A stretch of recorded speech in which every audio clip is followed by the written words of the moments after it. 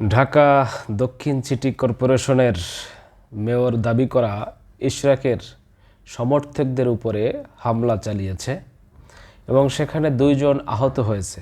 ঢাকা দক্ষিণ সিটি কর্পোরেশনের নগর ভবনের এই বিএনপি নেতা ইশরাক হোসেনের সমর্থকদের উপরে এই হামলার ঘটনা ঘটে।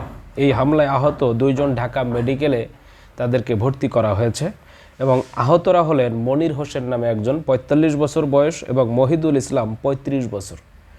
মঙ্গলবার 24শে জুন দুপুর 12:30 নাগাদ তাদের আহত অবস্থায় হাসপাতালে জরুরি বিভাগে ভর্তি করা হয়েছে।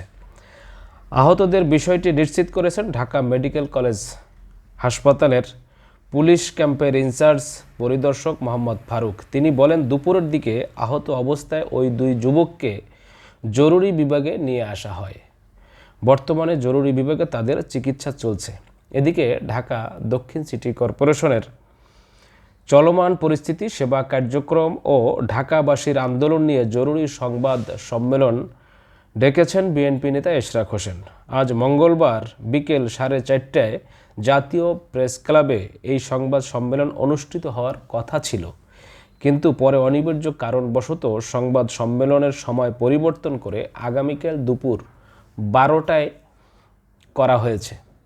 আসলে ঢাকা দক্ষিণ সিটি কর্পোরেশনের এই যে আন্দোলন, এই ঝামেলা, এটা আসলে সহজে মিটবে বলে আমরা মনে করতেছি না।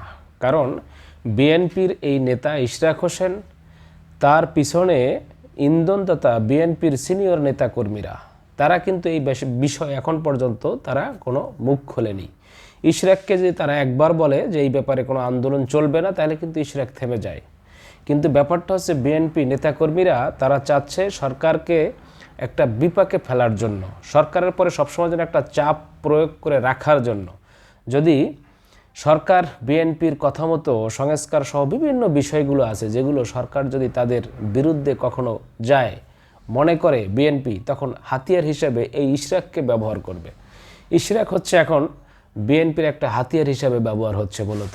কিন্তু ঢাকা দক্ষিণ সিটি কর্পোরেশনের এই নির্বাচনের এই শপথ নিয়ে যে কাণ্ড চলতেছে, ইশরাক হোসেন এখন বর্তমানে যে একটা সময়ে বিগত আওয়ামী লীগের সময় বাংলাদেশে সবথেকে জনপ্রিয় একজন তরুণ রাজনীতিবিদ ছিলেন বিএনপির, সেটার থেকে কিন্তু জনগণ তাকে এখন আস্তে আস্তে দূরে ঠেলে দিচ্ছে।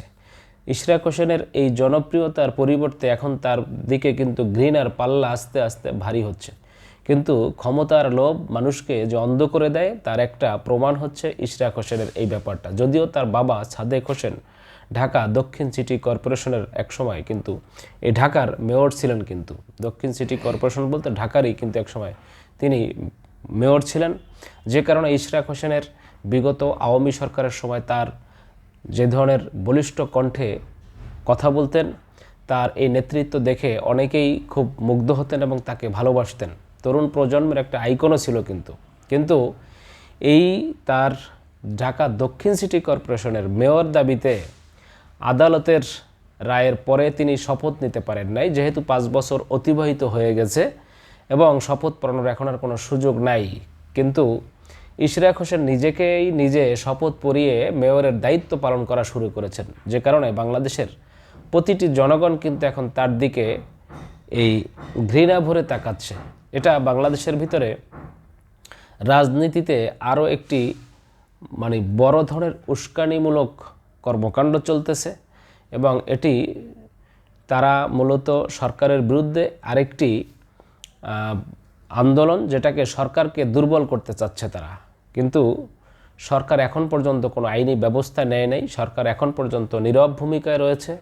যেহেতু নগর ভবনের বিভিন্ন গেটে ফটকে তারা কিন্তু তালা মেরে দিয়েছেন, এই তালাগুলো কিন্তু এখন পর্যন্ত খোলা হয় নাই, সেই অবস্থাতেই আছে। এখনও কিন্তু আন্দোলন প্রায় 1 মাসের কাছাকাছি ধরে কিন্তু এই আন্দোলন চালিয়ে যাচ্ছে ইশরাক সমর্থকরা।